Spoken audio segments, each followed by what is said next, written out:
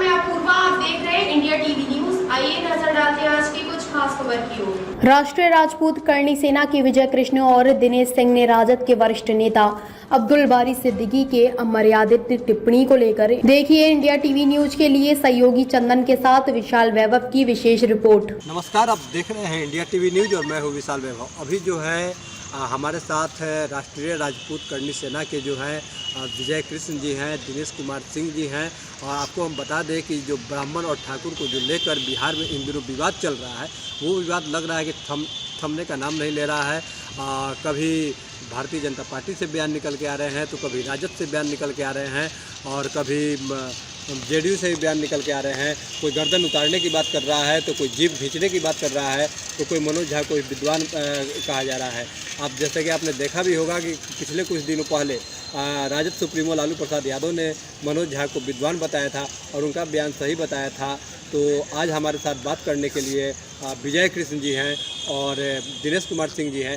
क्या कुछ इनका कहना है जो अब तक बयान निकल के आए हैं, इनसे हम बात करते हैं।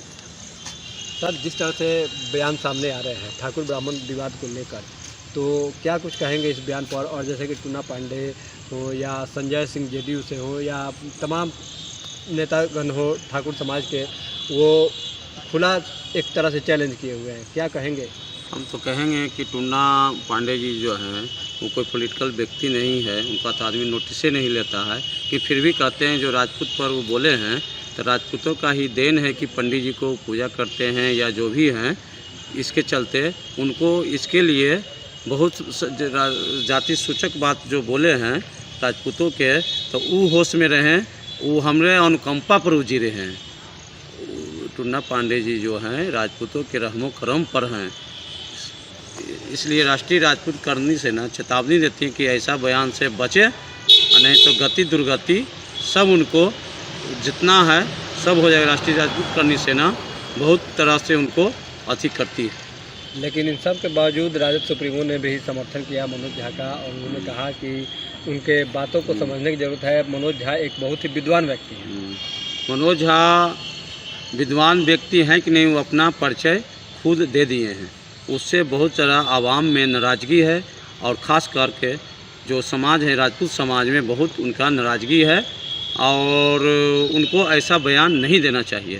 वो बचपना बयान दिए हैं और बेतुका बयान दिए हैं। क्या लग रहा है सर, आपसे एक सवाल रहेगा कि जिस तरह से राजद से बयान आ रहे हैं, लगातार विवादित बयान राजनीति में निकल के आ रहे हैं, इसी बीच एक अब्दुल बारी सिद्दीकी साहब ने भी एक अमर्यादित बयान दिया महिलाओं के आरक्षण को लेकर।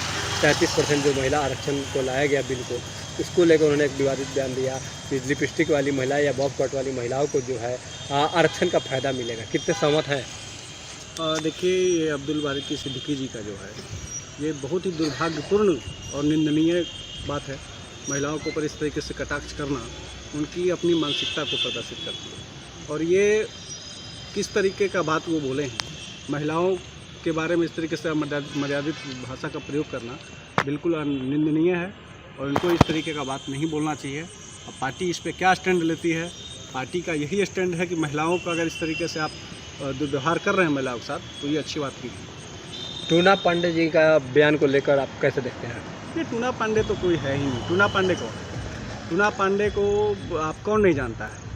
वो आदमी जो है न तो पॉलिटिकल है और न ही वो कोई सामाजिक आदमी है। टूना पांडे एक नंबर 1 का छटा हुआ गुंडा, और टूना पांडे को कौन नहीं जानता? वो दारू बेचता है, और क्या किस तरीके से वो करते हैं वो टूना पांडे हमको सिखाएंगे, राजपूतों को सिखाएंगे। वो हमारे समाज उनको जो है हर एक चीज़ दिया है। टूना पांडे कौन है? टूना पांडे को हम लोग नाम भी नहीं जानते हैं।